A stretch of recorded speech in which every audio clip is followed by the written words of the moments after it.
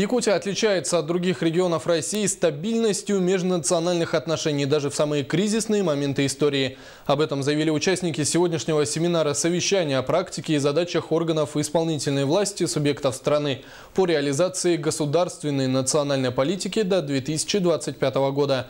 О чем еще говорили, расскажет Александра Хлопкова.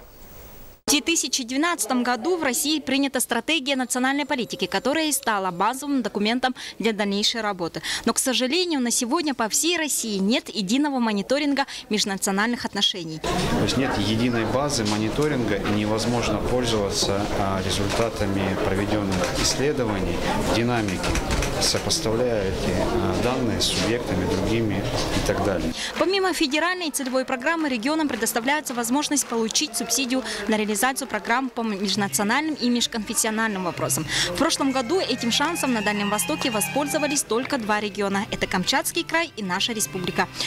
В этом году только по федеральной целевой программе из казны страны в Якутию поступило 16 миллионов рублей. Республика, это многонациональная республика, 139 этносов живет на территории Якутии.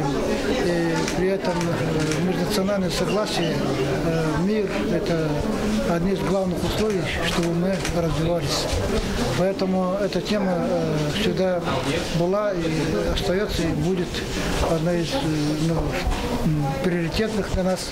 Помимо духовности, нравственности, в семинаре прозвучали и вопросы более приземленные. Например, о сохранении самобытности, языка, культуры, территории малочисленных народов при глобальных освоениях. Вот даже с самых первых докладов видно, что наболевшие острые вопросы – это взаимоотношения с топливными компаниями, это земельные вопросы. Они сегодня, видите, обсуждаются, поэтому мы как раз и нацелены на этот диалог. Как отмечают эксперты, последние громкие события на политическом ринге только подняли патриотический подъем народов России, при этом снизили межнациональную напряженность. Нам необходимо братство народов. Почему братство? А дружбы нам тоже мало, потому что в дружбе сегодня друг, а завтра разругались. А братья, вот как не ругаются, а жить-то все равно вместе. У нас должно быть какое-то единство в усилиях. Вот это общее единство в усилиях, оно будет объединять людей всех, независимо от национальности. Александра Хлопкова, Иван Семенов, НВК «Саха», Якутск.